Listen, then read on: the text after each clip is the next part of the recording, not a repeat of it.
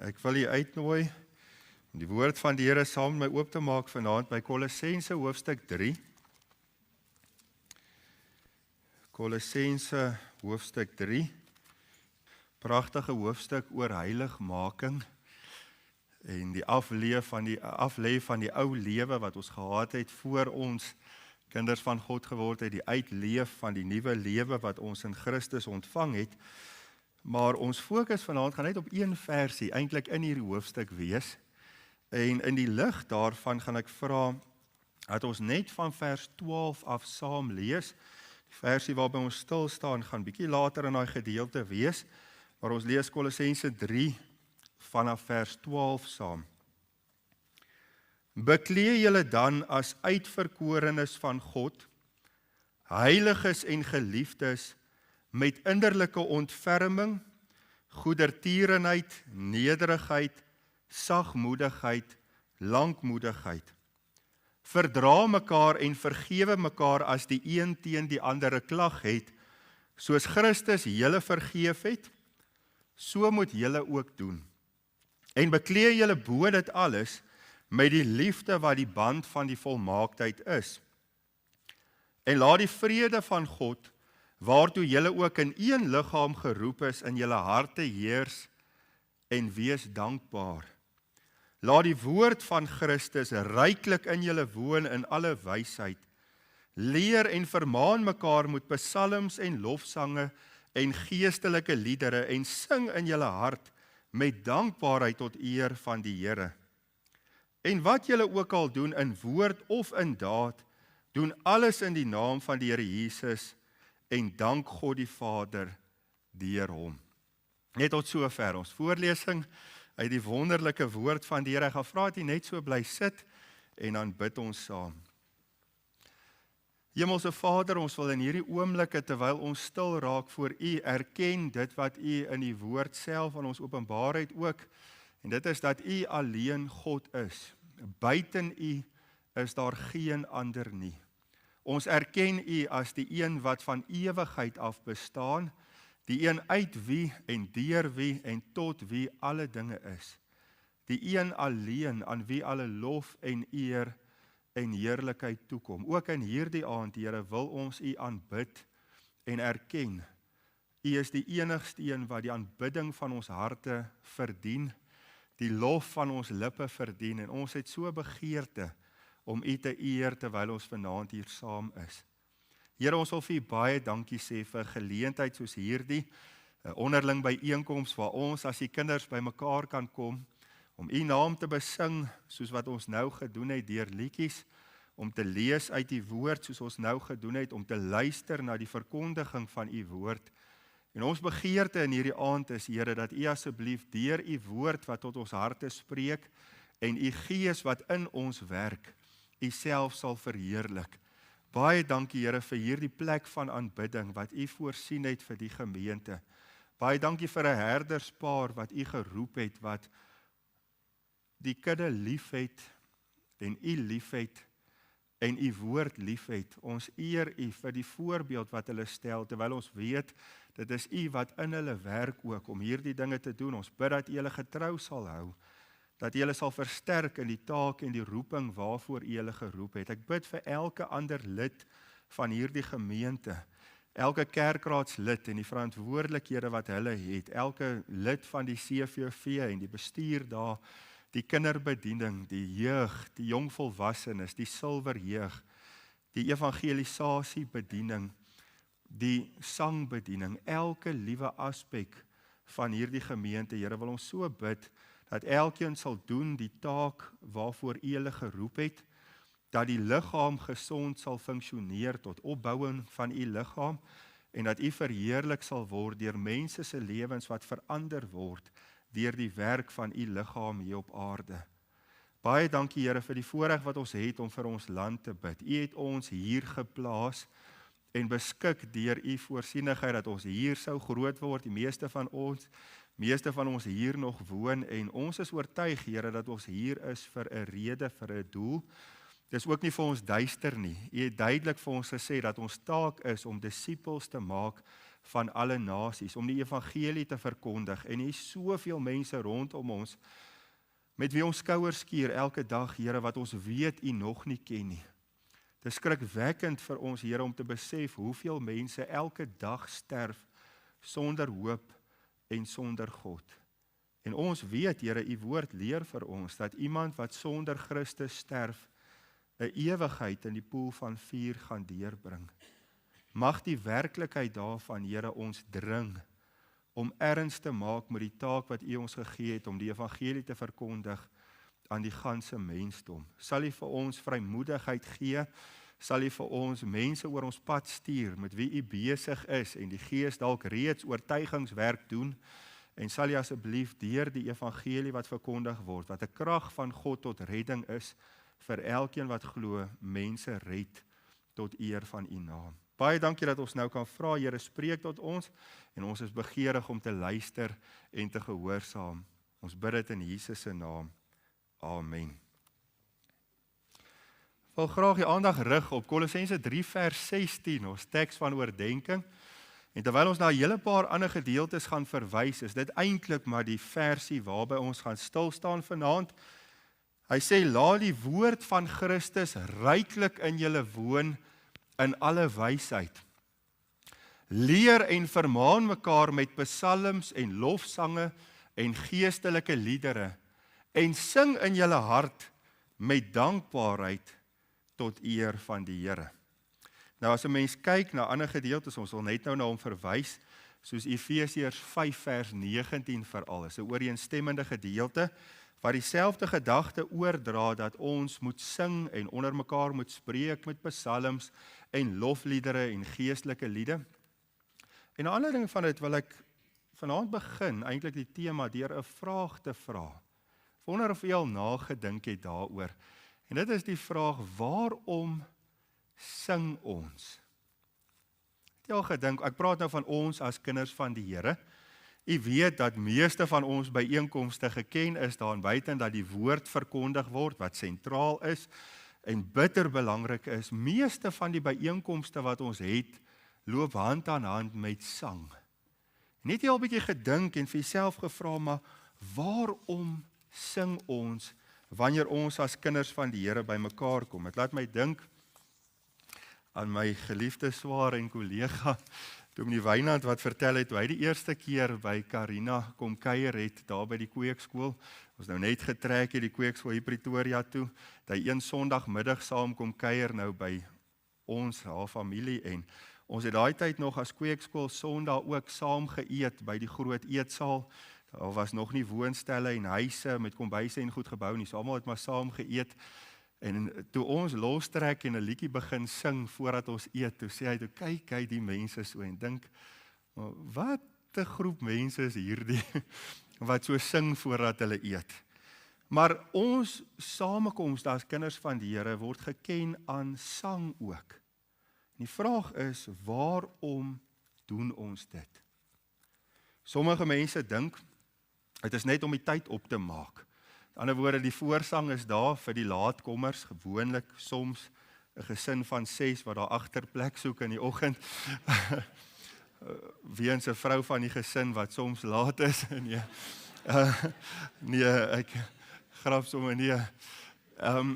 Sommige mense dink, goed, is nou maar net, dit hou ons besig terwyl ons wag dat die diens nou moet begin. Dit gee mense kans om in te kom. En dit laat my dink aan iets wat my pa vandag weer vertel het, terwyl ons in die kar Warmbad toe en teruggery het, van 'n professor by werkgemeenskap van praktiese teologie op 'n stadium, wat vir die mense gesê het, dat voorsang is nie 'n klok, wat bedoel is om mense in te roep, dat hulle nou maar net hulle plek moet kry nie. Eintlik, sê hy, die ideaal is, dat almal teenwoordig moet wees, wanneer ons begin sing. Dit is nie net iets, om die tyd verby te kry nie. Wanneer ons tussen die diens, partykeer, nadat ons nou saam afkondigings geluister het en so weer opstaan en sing, of die wet en die geloofsbelijdenis gedoen het, is nie net om mense bene te rek, dat jy weer lekker kan luister verder. En daar moet 'n hoër doel wees, hoekom ons sing. Doen ons dit sommer net uit gewoonte. Iemand het eendag besluit, ons moet sing, en nou hou ons maar net aan daarmee, En ons weet nie eintlik hoekom ons dit doen nie, of doen ons dit net om goed en warm hier binne te voel, voordat ons dan nou luister na die woord. Hoekom sing ons? Ek is oortuig, en dit is 'n gedagte wat al so lank eintlik in my hart broei, dat hierdie versie, Kolossense 3 vers 16, saam met ander wat daaroor praat, soos daar Efesiërs 5 vers 19, vir ons so 'n kykie gee aan waarom ons as kinders van die Here sing.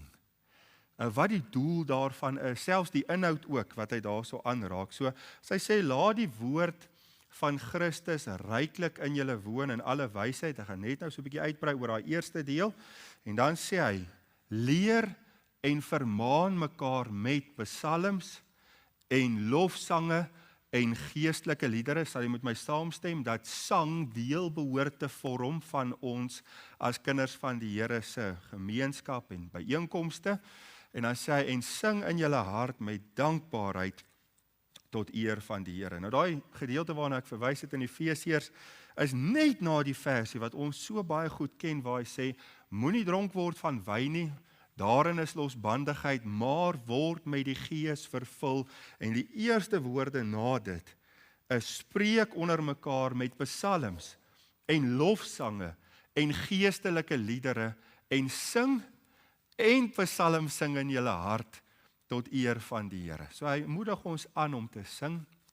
En ons gaan vanaand stil staan by die gedagte om te kyk waarom doen ons dit. Baie keer as 'n mens nie mooi nadink oor hoekom ons doen wat ons doen wanneer ons hier is nie, dan kan dit net 'n blote gewoonte raak. 'n Mens gaan nou maar net, soos die Engelsman sou sê, deur die motions. Ons sing nou maar en ons wag nou maar vir die preek om te begin.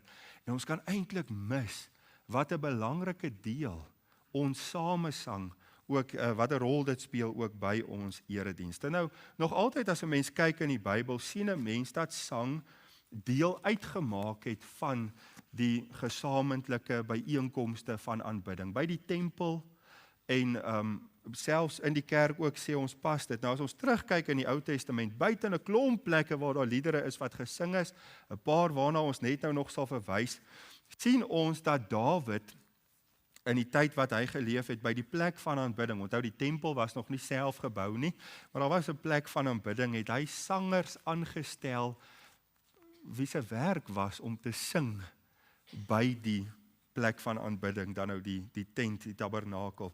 Hy sê daar in vers 6 van 1 Kronieke 25 en verder hierdie woorde, hulle almal was onder leiding van hulle vader by die gesang in die huis van die Here, met simbale, harpe en siters, vir die diens in die huis van God, volgens aanwysing van die koning.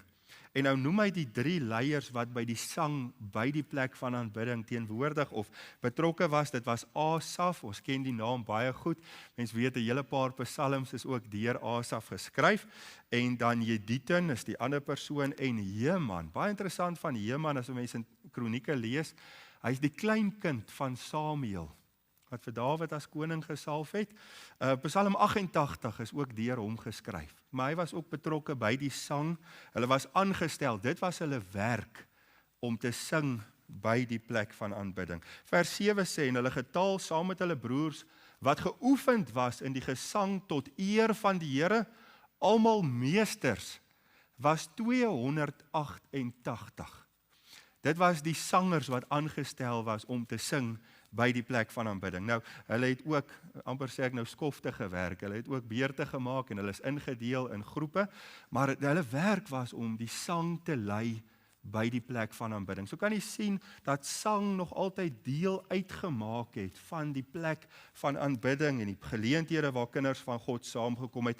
Ons sien dat toe Salomo, die seun van Dawid, toe hy uiteindelik die tempel klaar gebou het en die tempel ingewy word in 2 Kronieke 5, weer hierdie persone betrokke met die sang en daardie toewydingsgeleentheid. Ons sien dit in 2 Kronieke 5 vers 13, hierdie woorde, en toe die trompetblasers en die sangers almal saam eenstemmig begin om die Here te prys en te loof, en net toe hulle die stem verhef met die trompette en die simbale en met die musiekinstrumente en met, hierso selfs die inhoud van wat hulle gesing het vir ons weergegee, loof die Here, want hy is goed, want sy goedertierenheid is tot in ewigheid. Dis die woorde wat hulle gesing het. Nou ons vind daai woorde in 'n klomp psalms, Psalm 106, 107, so ek reg onthou 118 en verder ook, 'n paar plekke waar daai woorde staan. Hy sê, maar toe hulle dit sing, is die huis van die Here vervul met 'n wolk. Dit is by daai toewydingsgeleentheid waar die Here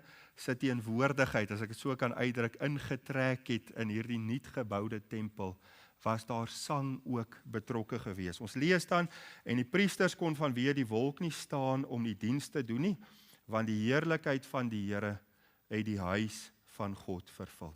Jy moet onthou dat as ons praat van hoofstukke gewys, die grootste boek in die Bybel, Psalms, as mense nou kyk na hoeveelheid verse is, daar ander wat dalk langer is, maar Psalms wat 150 hoofstukke is, eintlik liedjies is wat geskryf is. Baie van dit in die vorm van 'n gebed of so, maar dis liedere. Dit was in 5 volumes op daardie stadium, was dit soos die sangbundel van die tempel. Dit is waaruit hulle gesing het, en dit het deel uitgemaak van hulle aanbidding daar ook. Ons sien dieselfde na die tyd van die ballingskap, toe die volk weggevoer is, ook die suidelike ryk deur die Babiloniërs, en daarna 70 jaar, soos wat die Here beloof het, oorblyfsel teruggekeer het, en hulle die fondasie van die tempel weer gelê het, was daar weer Lewiete en priesters nader gebring, wat as sangers daar opgetree het. Ons lees in Esra 3, vers 11 hierdie woorde, en hulle het aangehef met lof en dank aan die Here, want hy is goed, want sy goedertierenheid oor Israel is vir ewig, en die hele volk het gejuig met groot gejuig toe hulle die Here loof, omdat die fundament van die huis van die Here gelê was. So altyd iewers naby aan die aanbidding was daar sang betrokke. As 'n mens vorentoe gaan, selfs in die Nuwe Testament in, lees 'n mens hierdie kosbare vers, jy gaan dit nou vir u wys, die vooraand van Jesus se kruisiging, daai laaste geleentheid waar hy saam met sy disippels die Pasga saam geëet het, waar hy die nagmaal ingestel het, die brood gebreek het en vir hulle gegee het, en saam met dit ook die beker, en waar hy daai instelling gemaak het, lees ons aan die einde van daai gedeelte hierdie woorde, Matteus 26 vers 30, dis in 'n ander evangelie ook so opgeteken, sê hy, en nadat hulle die lofsang gesing het, het hulle uitgegaan na die Olyfberg. Is een van daai besonderhede, die detail wat 'n mens baie keer mislees. Maar net selfs in daai intieme laaste oomblikke van Jesus saam met sy disippels, met daai Pasga wat hulle gevier het, die vooraand van sy dood. Van daar af is hulle Olyfberg toe, tuin van Getsemane toe, daar is hy in hegtenis geneem, en die volgende dag is hy gekruisig. Het hy en sy disippels saam gesing. Nou is interessant as 'n mens lees hoe die Jode met die viering van die Pasga ook, het hulle gewoonlik, sê van die kommentaarskrywers, na aanleiding van die Joodse geskrifte, het hulle gewoonlik Psalm 113 tot 118 tydens daai vieringe gesing het, en gewoonlik daardie ete, die Pasga wat hulle saam herdenk het, hulle gewoonlik afgesluit met die sing van Psalm 118. Dis nou moontlik, mens kan nie sê nie, dat dit die lied ook is wat hulle saam gesing het, maar altyd waar daar saam is, het sang ook 'n rol gespeel. Regdeur tot in die hemel gaan ons sing. U weet dit. Herinner u aan die woorde van Openbaring 5? Dis een van vele plekke in die boek Openbaring waar mens kan agterkom dat daar gesing word ook in die hemel. Lees ons die woorde van 'n lied wat ons as verlostes ook eendag voor die troon van God gaan sing. Onthou, kronologies verwys dit na daardie tyd waar ons as die bruid van Christus verheerlik gaan wees, in wit geklee voor hom, en ons gaan hierdie woorde hom toesing ook in die hemel. Waar ons lees, toe sing hulle 'n nuwe lied en sê, U is waardig om die boek te neem en sy seels oop te maak, want U is geslag en het ons vir God met die bloed gekoop uit elke stam en taal en volk en nasie, en het ons konings en priesters vir ons 'n God gemaak, en ons sal as konings op die aarde heers. Dit is altyd vir my so wonderlik, ons ken reeds die woorde van 'n lied wat ons daar gaan sing eendag voor die troon. Ons oefen hom so lank. Sang is 'n belangrike deel van ons as kinders van God se aanbiddingsgeleenthede. En nou weer eens gaan ons vanaand net deur na hierdie versie te kyk, Hoekom is dit belangrik? Hoekom doen ons dit? Nou, ek het al twee van my ouer kinders wat nog by die huis was, die ander het saam met oupa hulle al kerk toe gery, gevra, hoekom dink hulle sing ons by die kerk? En al twee van hulle verskriklike mooi antwoord gegee deur te sê, ons sing om God te verheerlik, het die een gesê, en die ander een het gesê om vir Jesus te loof. Nou daai deel dink ek weet ons, en is in hierdie versie ook baie duidelik, wanneer hy sê dat ons met dankbaarheid moet sing tot eer van die Here. Ons sang as kinders van die Here is gerig aan God. Dit gaan daaroor om hom te verheerlik, hom groot te maak, hom te loof en te prys en te aanbid vir die God wat hy is en vir wat hy doen. Maar interessant genoeg, gee hierdie versie vir ons ander redes ook. Ons sê ondergeskikte redes, want die groot hoofdoel van alles wat ons doen altyd is om God te verheerlik. Dis hoekom ons asemhaal, dis hoekom ons leef, dis hoekom ons alles doen. Maar hier's ander redes ook wat hy vir ons gee, waarby ons sal stil staan. Nou eers net wat die versie aanbetref, en net so die samestelling daarvan. Die hoofwerkwoord van hierdie versie wat ons moet doen, is 'n opdrag, is daardie woorde dat dit in ons moet woon. Dit gaan daaroor dat die woord van Christus ryklik in ons moet woon. So dis wat ons moet doen, die woord moet in ons woon. Nou ons weet, die woord kan in ons woon deur dit te bestudeer as ons Bybel lees, deur te luister na die verkondiging van die woord, dit kom in ons hart in. Ek dink aan Dawid wat sê, ek het die woord in my hart gebere, dat ek teen U nie sal sondig. Dis wat ons moet doen. Maar baie interessant is dat een van die wyses waarop die woord in ons kan woon, ryklik, in oorvloed, is deur sang. En dis die fokus van die versie. Daar sou ons verder in hierdie versie 3 participiums noem hulle dit in die Grieks, 3 wyses wat uitbou hoe die woord in ons kan woon ryklik. En dit is deur mekaar te leer, mekaar te vermaan en ook te sing, in die geval nou in ons hart, tot eer van die Here. So ons gaan na dit kyk, en die leer en vermaan het te doen met mekaar, en die in ons hart sing het te doen met onsself, maar dit alles help ons dat die woord in ons bly. En dit is wat ons wil hê. Nou wil ek vra, jy moet kyk verder na hierdie versie. Ons het nou klaar gepraat oor die laaste dias. Ons sê, die partye wat geraak word deur ons gesamentlike sang. Eerstens, ons weet dit gaan alles in die hoofsaak oor God. Ons sing tot eer van God. Ons doen dit vir hom, nie vir onsself nie, nie vir ander in die heel eerste plek nie, maar wat 'n ander rolspeler sien jy in hierdie versie as jy nou mooi kyk? Wie raak dit nog? Kyk, hy noem 2 ander, kan dit amper noem groepe of so in hierdie versie.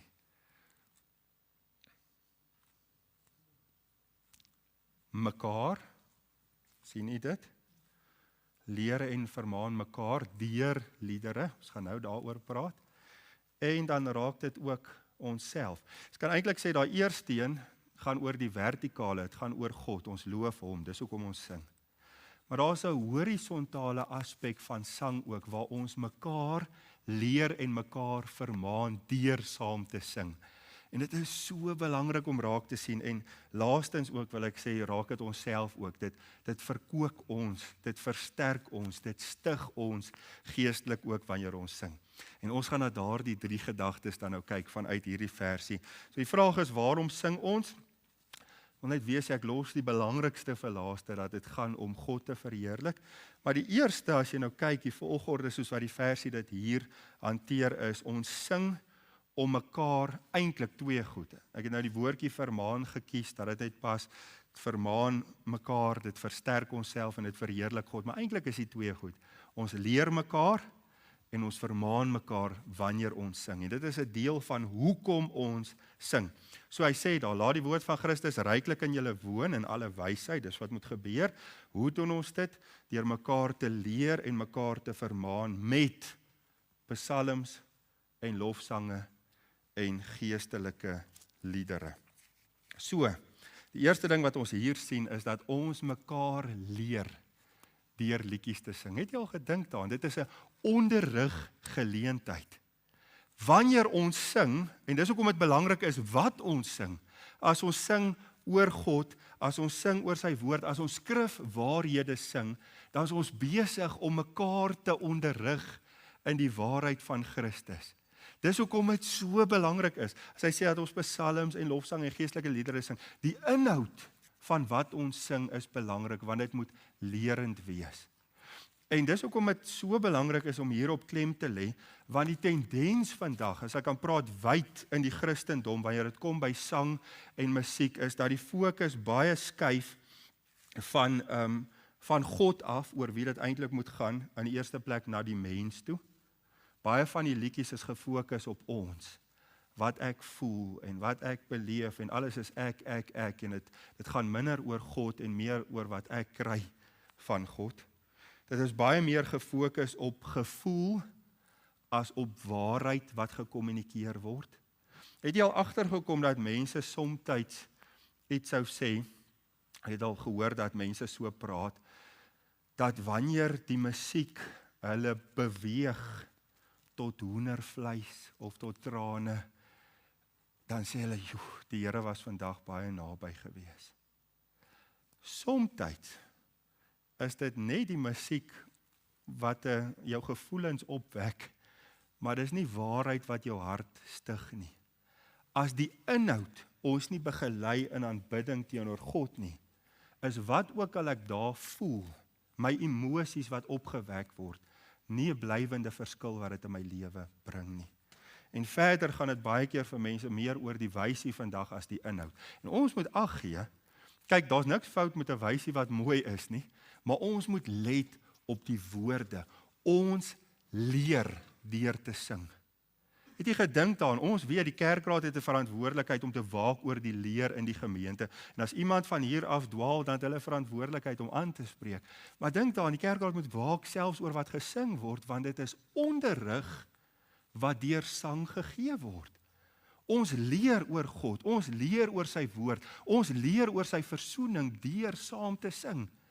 En dis wat so wonderlik is van die voorsang. Mense kom hier in, mense wat dalk nie die liedjies ken nie, en hulle word geleer oor God deur die aanleer van die liedjies. Jy gaan leer dit nie by 'n skool, die liedjies wat ons sing nie. Ons leer dit deur hier saam te sing en jy tel die wysie op, jy tel die woorde op, dit word deel van jou en dit vorm jou gedagtes rondom God en wie hy is en wat hy gedoen het.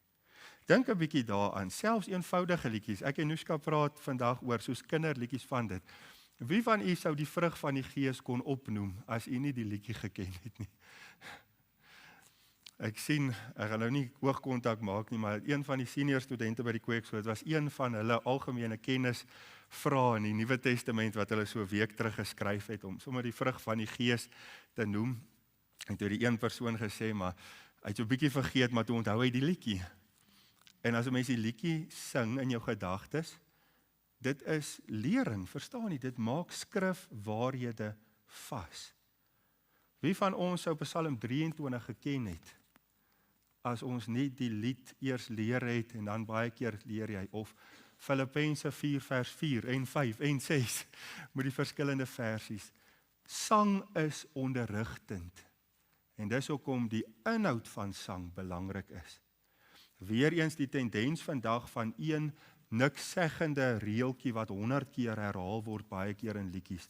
En dis net musiek en dis musiek en mense word opgesweep en opgesweep. Dit dra nie waarde nie, want dit onderrig nie, dit vermaan nie, dit rig nie aanbidding nie, dit kan dalk gevoelens opwek, maar dit verander nie lewens nie. So as ons sing, dan is ons besig om te leer. U kom leer ook ander wanneer u by die kerk is, deur saam te sing. Wat lekker is van liedjies, dit is gewoonlik dinge wat makliker is om te onthou. Baie keer stap 'n mens uit, jy vergeet dalk die boodskap, maar jy onthou die liedjie, want dit sit vas in 'n mens se gedagtes. En dit maak weer eens skrifwaarhede vas. Dis hoekom mens altyd so probeer poog dat die liedjie wat na die boodskap ook kom, pas by dit wat die boodskap gesê het, dat dit vasmaak in ons harte, dit waarna ons nou net geluister het uit die woord. So, leer mekaar met psalms, lofsange en geestelike liedere. Ons sing om mekaar te onderrig oor God en sy woord. Nou net terloops, die onderskeid daar psalms kan moontlik waarskynlik verwys na die psalms soos wat ons dit het. Onthou, dis liedere wat geskryf is om te sing. Lofsange word in Engels baie vertaal met die woordjie hymns. Dit gaan maar net oor spesifiek Christelike liedere wat geskryf is, wat Christelike Bybelse waarhede oordra. Is daar die lofsange en dan die geestelike liedere is weer maar net liedere wat geestelike waarde het. So daar's verskillende liedere, maar die punt is, dit moet Bybelse waarheid oordra. Dit moenie dwaalings bevat nie, en dit moenie oppervlakkig en niks seggend wees nie, al is die wysie lekker. Die inhoud is wat saak maak. Verder, kom ons kyk na gedeeltes, soos as ons sê, liedere is lerend. Ek wens ek kon die hele Psalmboek saam met u vanaand deurlees. Soos by die huis besig in die aand om dit met ons kinders deur te lees. En het jy al opgelet hoeveel ons leer van God en sy karakter, sy almag, sy majesteit, sy alomteenwoordigheid, sy alwetendheid, al die karaktereienskappe van God wat in die Psalms opgeskryf is. Deur dit te sing soos wat hulle het daai tyd, dit is lering wat oorgedra word. Ons leer, as ons kyk na 1 of 2 voorbeelde, Psalm 46 vers 2, God is vir ons 'n toevlug en sterkte. As hulp in benoudhede is hy in hoë mate beproef. Onthou, hulle sou dit sing, dit was 'n lied. En dit leer ons, God is 'n toevlug na wie ons kan vlug in tye van benoudheid. Hy is in 'n hoë mate beproef. Hy is, hoeveel keer het hy al mense gehelp as 'n toevlug in tyd. Kan jy sien, dit onderrig ons wanneer ons daarna kyk. Dink aan Psalm 36, vers 6 en 7, waar hy uitroep, O Here, u goedertierenheid is tot in die hemele. Dit leer ons van God se goedertierenheid, sy goedheid, sy Engelsman sê sy loving kindness. Dan sê hy daarso, u trou tot in die wolke. U geregtigheid is soos die berge van God, dis vas. In 'n wêreld vol ongeregtigheid, is dit nie wonderlik om te leer uit die gesang, uit die liedjie, dat God regverdig is. U oordeele is 'n groot watervloed. Here, u behou mense en diere. Kan jy sien, sang onderrig, en ons moet let daarom op wat ons sing. Ons sê die span wat betrokke is met die voorsang en die kies van die liedjies, staan die aansien en almal, het so 'n geweldige verantwoordelikheid, dat 'n mens so die Here bid, dat hy deur die liedjies wat gekies word, week in en week uit, en ek weet daar word moeite gedoen met dit, mense onderrig oor God en sy woord en sy weldade deur die liedjies wat gesing word. Maar dit is nie net 'n onderriggeleentheid wanneer ons sing nie, is nie net om mekaar te leer nie, is ook om mekaar te vermaan. Nou interessant, hierdie woordjie vir vermaan is 'n ander een as die een wat ons al 'n paar keer teëgekom het, wat Dr. Andrei ook al verduidelik het, daai parakaleia om langs aan iemand te staan en hulle op te roep. Hierdie woordjie gaan meer daaroor, dit kan dui op, nie uitsluitlik nie, maar om te waarsku, amper meer soos wat ons die woordjie vermaan konnoteer in ons gedagtes baie keer, of om te probeer begelei tot veiligheid. Dit het half hierdie gedagte ingebou van gevaar of iets wat verkeerd is, en om mense te probeer begelei na dit wat reg is, begelei tot verandering, maar met dit saam die idee ook dat dit 'n waarskuwing kan oordra. Dit gaan daaroor, dit gaan nie net om ons verstand te onderrig, dis hoekom ons sing, dat ons meer weet van God nie. Dit gaan daaroor om ons te begelei tot verandering. Dis hoekom weer altyd die slotlied van 'n diens is gerig daarop dat ons moet antwoord op die woord wat nou na ons toe gekom het en reageer en verander waar dit nodig is. Sang neig mense tot verandering. Ons vermaan mekaar daardeur. Dink 'n bietjie as ons saam sing. Ek wil nou 'n voorbeeld of 2 gebruik. Daar's hoeveel ander, maar so ons vermaan mekaar met psalms, lofsange en geestelike liedere. Sê maar daar gaan 'n sterk evangelie boodskap uit, 'n bekeringsboodskap wat 'n verlore sondaar oproep tot bekering, om hulle saak met God reg te maak, om hulle vertroue, hulle geloof in Jesus te plaas, om hulle te red. En ons sluit die diens af met 'n lied soos Halleluja lied 185, is net 'n voorbeeld, waar hy sê hierdie woorde, dink nou ons sing dit, want ons sê sang vermaan, en ons sing hierdie woorde, O laat die Heer nie van jou gaan, waarom moet hy nog buite staan? Hy staan nog steeds en wag vir jou, o laat hom in, waarom nie nou? Dis 'n oproep, reageer op die woord, plaas jou vertroue in Jesus, terwyl jy die geleentheid het. Dan sê vers 2, wie weet of môre ooit sal kom? Genadetyd is weldra om. Binnekort kan genadetyd verby wees. Hoe weet jy gaan môre nog kans hê om te reageer op die woord? Dan wag die ewigheid vir jou. O, laat hom in. Waarom nie nou? Kan jy sien hoe 'n gemeente deur te sing kan vermaan om te waarsku en op te roep tot verandering. Is hoekom aan die einde, ons sing nie nou net, want dis die reël en dan gaan ons uitstap nie. Dit is of lerend of veral aan die einde van die diens vermaanend. Om te bid deur dit te sing baie keer. Hierdie is nou die gebed en baie van die liedere is 'n gebed dat die Here mense se lewens sal verander. Dis 'n oproep vir mekaar tot verandering. Laat my dink aan die baie bekende Halleluja lied 203. Net soos ek is, geen hulp naby. Alleen u bloed gestort vir my, getrek tot u deurboorde sy, o lam van God, ek kom. Kan jy sien die sing van die lied beweeg tot handeling. Here, hier kom ek. Nou, dis 'n baie bekende lied wat hulle sê was met die Billy Graham veldtogte ook baie gesing is. En hulle vertel op 'n stadium die getuienis, baie van u sou dit dalk gehoor het, dat die media by een of ander een van die veldtogte wat hulle gehad het, beskuldigend geskryf het en gesê het, hulle sweep die mense op om te reageer op die uitnodiging na die boodskap deur die sing van die lied. En die media het toe gesê, die rede hoekom daar soveel mense reageer op die woord, is eintlik maar emosionele opsweping deur die sing van hierdie lied. Hulle het die gewoonte gehad, wanneer die uitnodiging gemaak is na die evangelie boodskap, om die lied te sing. Toe besluit hulle gaan daai aand van die veldtog gaan hulle nie sing, as die uitnodiging gemaak word. En nou getuig die persoon wat daar betrokke was, dat toe die uitnodiging gemaak is, toe daar doodse stilte so na die boodskap. En al stilte, en skielik, na 'n hele lang tyd van stilte, toe hoor jy die eerste stoel kraak, van 'n persoon wat opstaan en reageer, en toe nog 'n stoel, en toe nog 'n stoel, en toe hulle weer sien, massas mense wat vorentoe kom, om hulle saak met God reg te maak. Hulle sê die media het toe geskryf, gevra, bring just as I am terug, asseblief. Die gedagte is, sang vermaan tot verandering. Dis hoekom weer die inhoud belangrik is. Dis hoekom dit Bybels en gewigtig, as ek dit so kan stel, moet wees.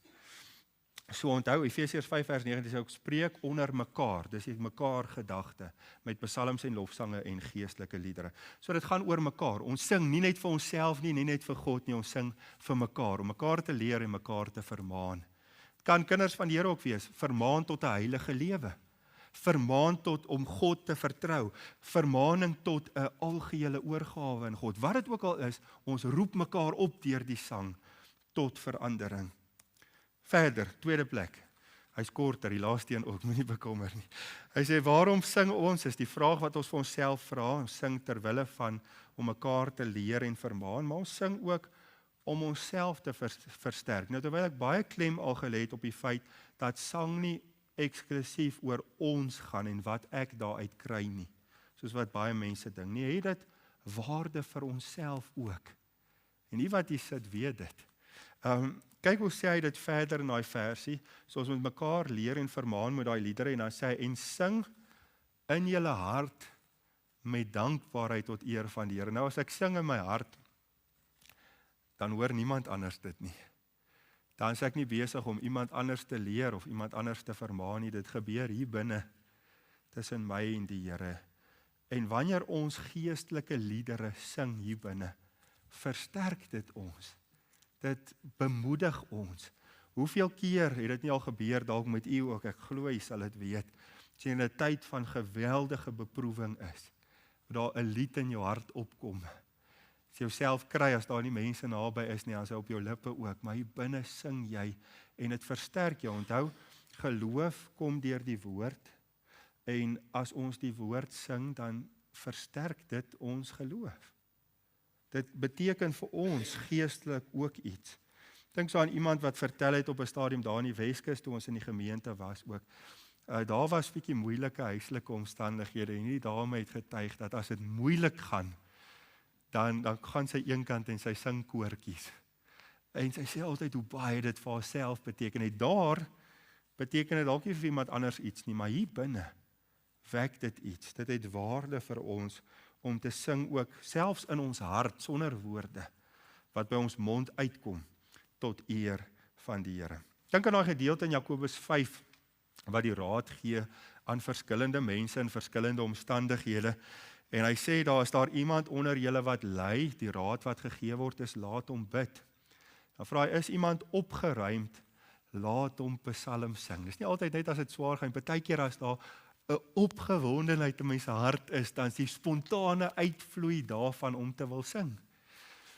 Vir my is die een van die lekkerste goed, as ek alleen in die kar op pad iewers heen is om te gaan preek, en daar's niemand naby nie, dis net ek in die klankdigte kar. As ek my kry, dan sing ek uit volle bors.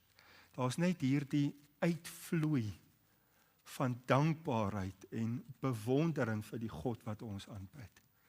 Dit stig ons self wanneer ons sing. Gaan nie net oor ander nie, ons baat daarbey om te sing geestelike liedere. Dink 'n bietjie hoeveel persone in die skrif so reageer het deur sang wanneer God vir hulle groot dinge gedoen het. Dink aan Hanna in 1 Samuel 2, na die groot droefheid wat sy gehad het, sy wou so graag 'n kind gehad het, en sy kon vir baie lank nie, Penina het haar gespot ook, en sy het haar hart voor die Here uitgestort, en gebid dat hy asseblief vir haar genadig sal wees. En toe die Here haar gebed beantwoord, was die uitvloeisel daarvan 'n lied wat vir ons neergeskryf is. Jy moet 'n bietjie 'n studie maak as jy kan. Dalk die week as jy die geleentheid het, van baie van hierdie lofsange wat mense gesing het.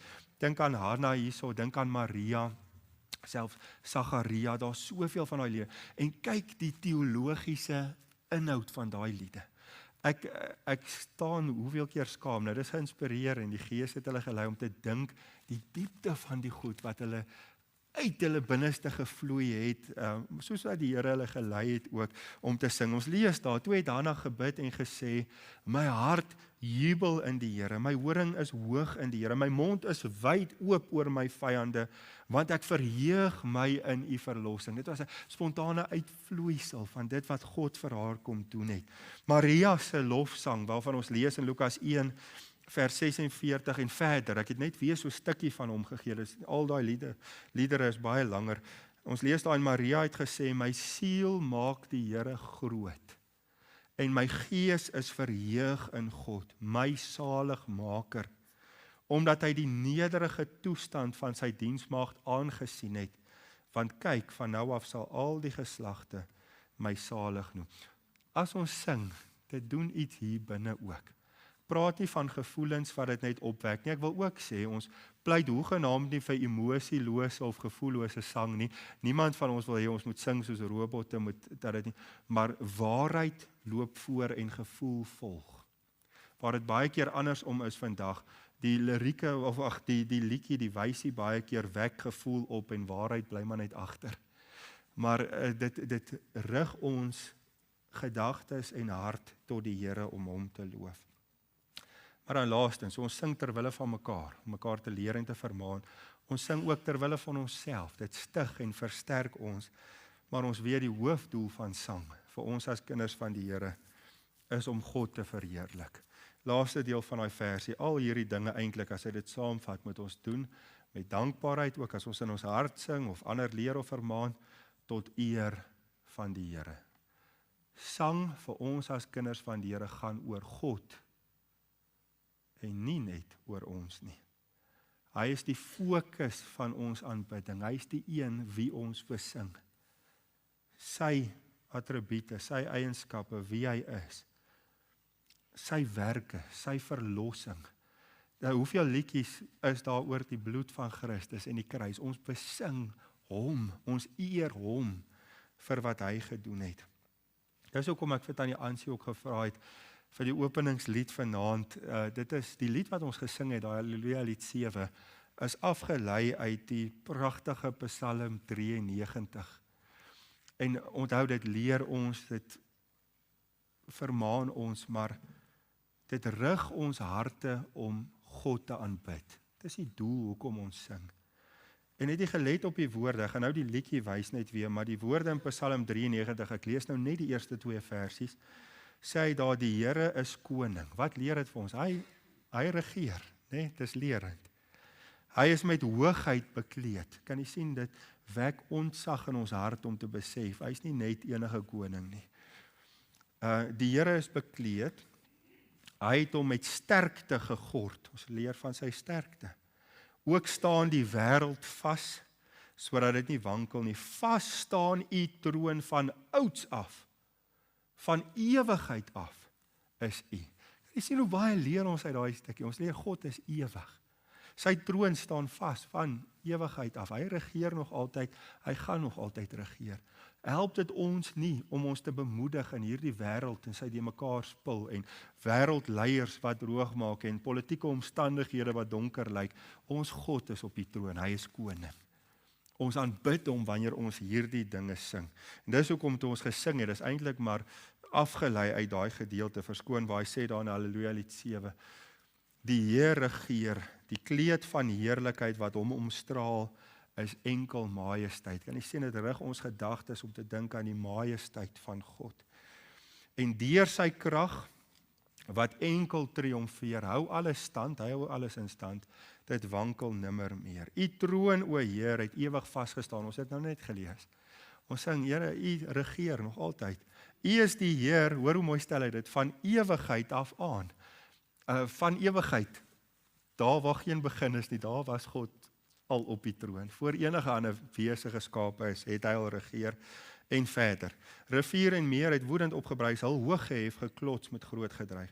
Maar oral in die hoogte sit die Heer, geweldiger as vloed van storm en meer, geweldiger as golwe van die see. Jy sien die prentjies van die golwe en bo dit alles, sê hy, as hy van bo sy storm beveel gee. Ons sien sy grootheid, sy majesteit en ons besing dit.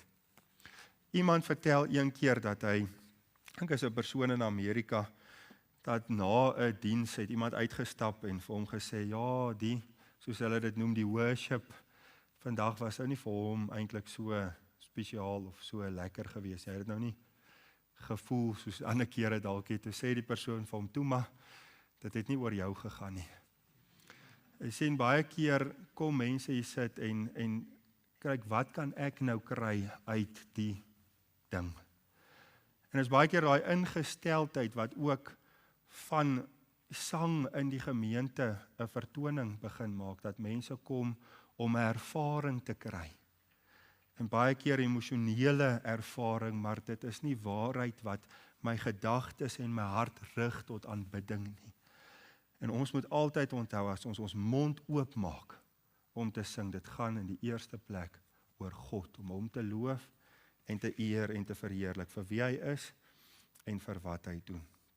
Toe God sy volk uit Egipte uitgelei het, hoofstuk 14 van Eksodus lees ons hoe hy hulle deur die Rooi See gevat het. Hoofstuk 15 is 'n loflied, 'n danklied, omdat hy hulle verlos het. Die woorde is so pragtig, dit is 'n uitvloeisel, ek wil sing tot eer van die Here. Dis daai lied van Moses. Kan jy hoor, dit gaan oor om God te eer. Want hy is hoog verhewe, die perd en sy ruiter het hy in die see gewerp. Kan jy sien, dit verheerlik God, dit gaan oor hom. Die Here is my krag en my psalm en hy het my tot heil geword. Hy is my God, hom sal ek roem, die God van my vader, hom sal ek verhef. Die Here is 'n krygsman, Here is sy naam. Hy het Farao se strydwaans en sy leermag in die see gewerp en sy beste vegsmanne het in die Skelfsee gesink. Elke keer as daar liedjies gesing is, gaan dit oor om God te verheerlik. Rigters 5 na die Here vir Deborah en vir Barak gehelp het, is die loflied daarna ook, is om die Here te eer vir wat hy gedoen het vir hulle. Wanneer ons sing, gaan dit oor God groot maak. Dink net aan Gesang 10, waar ons sing, vra vir jouself, verheerlik hierdie lied God. Grote God, aan u die eer. Heerlik is waar u regeer, hemels is u majesteit, heilig u geregtigheid, u wat alles onderhou, u is ewig en getrou. Sien nie die gedagte is dit, die fokus is op God. Ons moet waak, terwyl daar plek is vir liedjies waar dit fokus op wat die Here vir ons gedoen het, dis goed, dis baie keer getuienis wat gesing word, maar as 'n liedjie heeltyd oor ek en my gaan, dan moet ons vra, is die fokus van daai lied regtig op die regte plek? En daarom moet ons altyd onthou, as ons ons mond oopmaak, dit gaan oor God en nie oor onsself nie. Ek wil afsluit deur net saam te vat en dan so staaltjie te vertel van 'n prediker. Daar was al daarna verwys ook deur Dominee Wynand in 'n boodskap, onthou ek wat hy hier gepreek het. Maar gaan nou dit vertel, so net om saam te vat, hoekom sing ons as ons hier is? Dis nie om die tyd op te maak terwyl die ander inkom nie, dis nie om ons bene te rek nie, dis nie om 'n uur vol te maak nie, predikante sal hom kan volmaak as hy ons die tyd gee. Die rede hoekom ons sing, is om mekaar te leer en te vermaan, om onsself te versterk in ons geloof en om God te verheerlik. Dis die fokus. Goed.